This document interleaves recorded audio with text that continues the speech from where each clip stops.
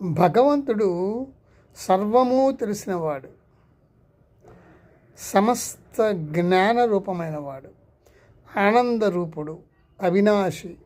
ఈ జగత్తు ఎవరి మహిమో ఆ భగవంతుడు జ్యోతిర్మయమైన హృదయములో లోపల బయట ఆత్మగా విరాజిల్లుతున్నారు. మనస్సుగా అమరి ప్రాణానికి శరీరానికి మార్గదర్శకత్వం వహిస్తారు.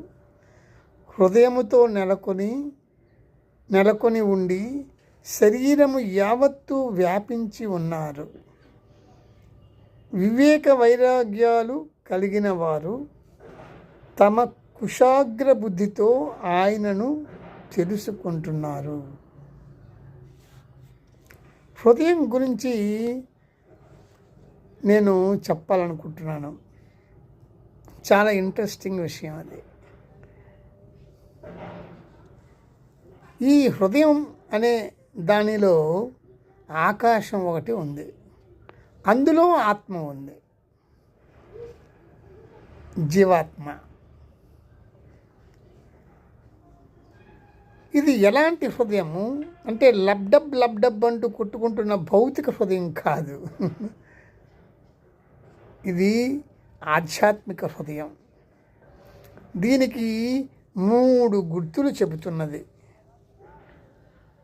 3 గుర్తులు ఏమిటంటే అవి: 1, నాభికి పైన ఒక జానెడు దూరంలో ఉంది.